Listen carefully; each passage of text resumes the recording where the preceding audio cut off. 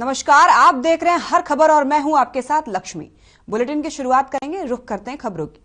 मुख्यमंत्री मनोहर लाल ने हरियाणा हिमाचल सीमा पर यमुनानगर के आदि बद्री क्षेत्र में बनने वाले बांध के स्थल का दौरा किया।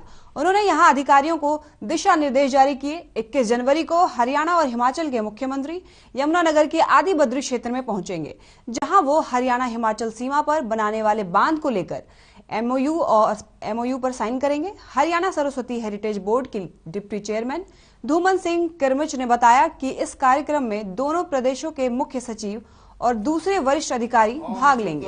उन्होंने कहा कि ये मुख्यमंत्री का ड्रीम प्रोजेक्ट है। इसके बनने से सरस्वती नदी में जल बहाव लगातार रहेगा, वहीं बरसात के मौसम में ज्यादा पानी आने की दिक्कत भी नहीं होगी। उन्होंने बताया कि बांध का अधिकांश हिस्सा हिमाचल में बनेगा। इसके लिए उन्होंने हिमाचल सरकार का धन्यवाद किया।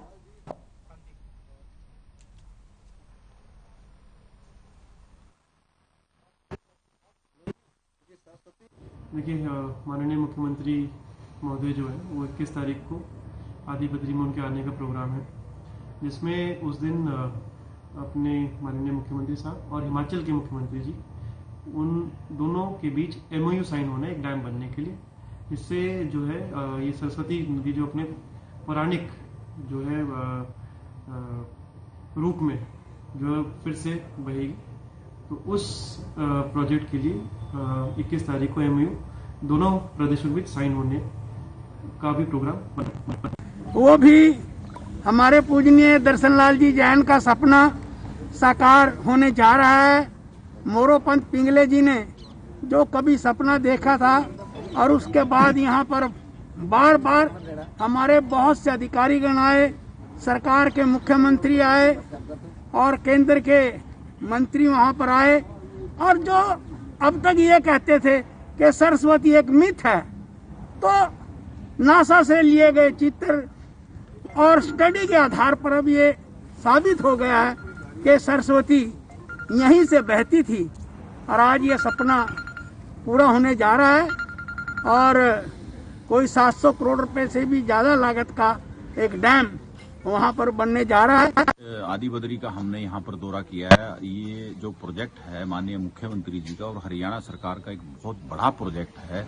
सरस्वती दोबारा से चले, सरस्वती इस क्षेत्र में दोबारा से बहे, इसको लेकर माननीय मुख्यमंत्री जी की और हरियाणा सरकार की सरस्वती हेरिटेज बोर्ड की कवायद है कि सोम नदी के ऊपर जिस तरह से हम एक कल माननीय मुख्यमंत्री जी ने भी दौरा किया, एक डैम बनाकर डैम से हम पानी इधर सरस्वती में डाइवर्ट करके और कुछ उससे आगे चल के एक बैराज बनाकर और एक रिजर्वायर बनाकर सरस्वती से दोबारा से पुनर्वाहित करने की ये योजना है। इसको लेकर आज हमने यहाँ दोबारा से फिर एक व्यवस्था को चाक चौबंद करने के लिए, क्योंकि इसमें दोनों प्रदेशों के हिमाचल और हरियाणा के प्रदेशों के मुख्यमंत्रियों के बीच में 21 तारीख को एक एमओयू होने जा रहा है, जो बहुत बड़ी हरियाणा के लिए बात है। सोनीपत के सिंगू बॉर्डर पर संयुक्त किसान मोर्चा के नेताओं ने प्रेस कॉन्फ्रेंस की।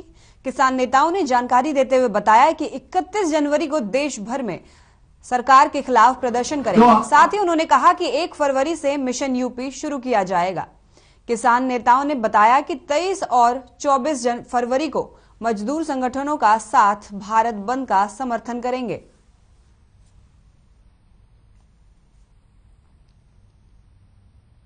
किसान 15 दिन है, उसमें बातचीत करेंगे सब। अभी तो सरकार उसे बातचीत होनी, मुकदमों पे है, अजय टेनी वाला मामला है और जा रहे हैं लखीमपुर खीरी। कल से ही हम उसमें इलाहाबाद जा रहे हैं, 3 दिन वहां रहेंगे, फिर लखीमपुर खीरी रहेंगे 3-4 दिन, और पूरे प्रदेश भर में, पूरे देश भर में 31 तारीख को प्रोग्राम है। तो सरकार ये है कि सरकार या तो भाई जो हमारे इशू थे उन पर सरकार काम करे, नहीं तो फिर जाएंगे। हरियाणा को छोड़ के किसी भी राज्य में किसी तरह की कार्रवाई सरकार की तरफ से मुकदमे वापस लेने की, कंपनसेशन की नहीं की गई।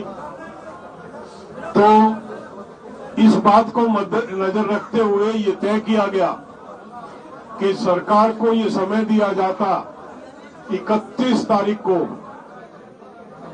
हम वायदा खिलाफी दिवस के रूप में पूरे देश के जिला मुख्यालय, ब्लॉक मुख्यालय और तहसीलों पे प्रदर्शन करेंगे और सरकार उसके बाद भी सचेत न होकर बातचीत नहीं करती है, यही अड़ियल रवैया अगर सरकार अपनाती है तो 1 फरवरी से मिशन यूपी जारी रहेगा। सिंघू बॉर्डर पर किसान नेताओं ने प्रेस कॉन्फ्रेंस करके एक बार फिर से धरना प्रदर्शन की चेतावनी दी। इसी को लेकर किसान नेता शिव कुमार कक्का से खास बातचीत की है हमारे संवाददाता लाजपत ने। इस बातचीत में शिव कुमार कक्का ने क्या कुछ कहा है, आपको सुनाते हैं। संयुक्त मोर्चे की काफी बड़ी बैठक रही और उस बैठक में क्या निर्णय निकल कर आए, सबसे बड़े चेहरे जो हैं, जो नेता है, क्या निर्णय आए जी? अब क्या अगली रणनीति रहने वाली है? देखिए, 30 तारीख को हम 31 जनवरी को विरोध दिवस मनाएंगे, विश्वासघात दिवस के रूप में। तो सरकार ने 9 तारीख को हमको एक लेटर भेजा था जिसमें उन्होंने 5 मांगों पर स्वीकृति दी थी। उनमें अभी तक जो काम अपेक्षित था वो नहीं हो सका है।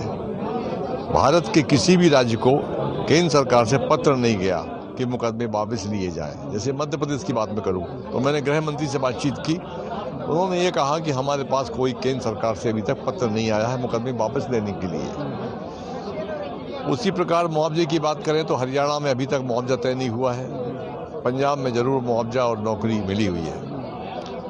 इन तमाम चीज़ों पर जो वादाखिलाफी हुई है सरकार की ओर से, उसके लिए ये तय किया गया है कि 31 जनवरी को हम लोग विरोध प्रदर्शन करेंगे, पुतला दहन करेंगे।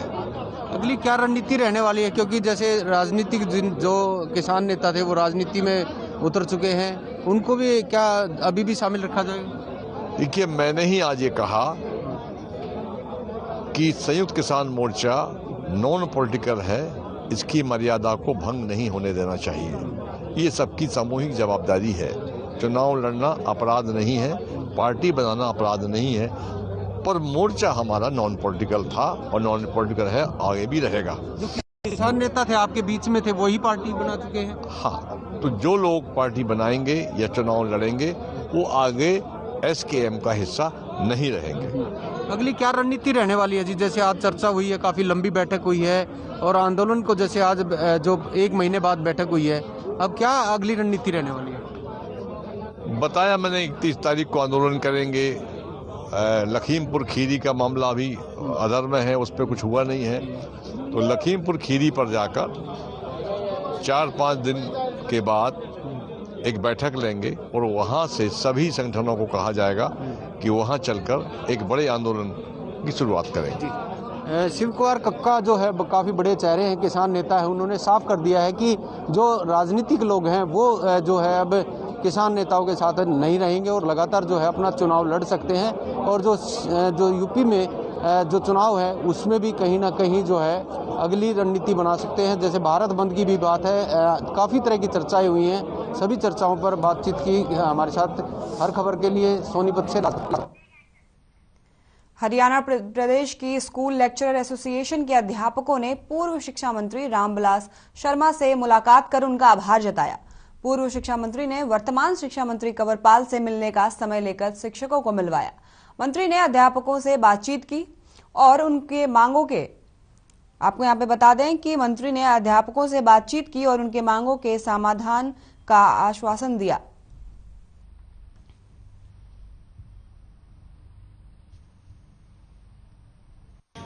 और मैंने वर्तमान में शिक्षा मंत्री श्री कृष्णपाल जी गुर्जर से यहीं से फोन किया था और अगले दिन 12 बजे उनके निवास पर मिले।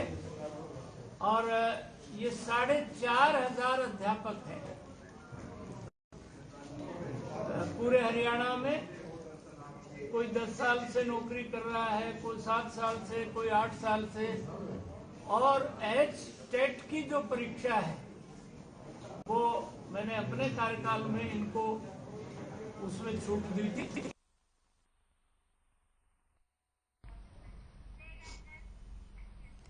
जम्मू कश्मीर के अवंतीपुरा में शहीद हुए 26 वर्षीय कैप्टन साहिल वत्स का राजकीय सम्मान के साथ उनके पैतृक गांव डोव में अंतिम संस्कार किया गया। इस दौरान प्रशासनिक अधिकारी और अलग अलग राजनीतिक दलों के नेताओं ने उन्हें श्रद्धांजलि भी दी।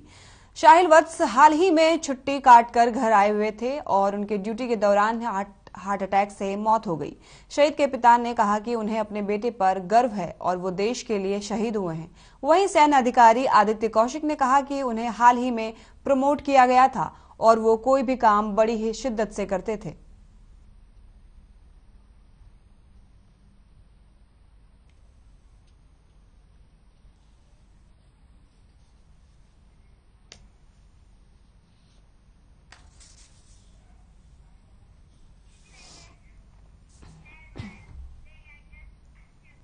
चलिए खबर अब पंचकुला से है, जहां मोली गांव में सीएम फ्लाइंग की टीम ने छापेमारी की, जिसमें एक व्यक्ति के घर में बनी अलमारी के अंदर भारी मात्रा में अवैध रूप से देसी और अंग्रेजी शराब की बोतलें बरामद हुई।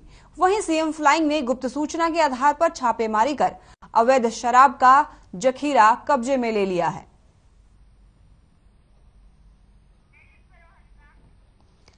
आपको बताते चलें, खबर पंचकुला से है, जहां मोली गांव में सीएम फ्लाइंग की टीम ने छापेमारी की, जिसमें एक व्यक्ति के घर में बनी अलमीरा के अंदर भारी मात्रा में अवैध रूप से देसी और अंग्रेजी शराब की बोतलें बरामद हुई।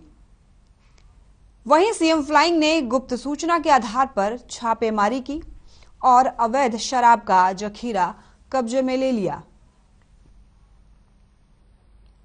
आपको बताते चलें कि ये मोली गांव से खबर है, जहां सीएम फ्लाइंग की टीम ने छापेमारी की, जिसमें एक व्यक्ति के घर में अलमीरा के अंदर से भारी मात्रा में अवैध रूप से देसी और अंग्रेजी शराब की बोतलें बरामद हुई।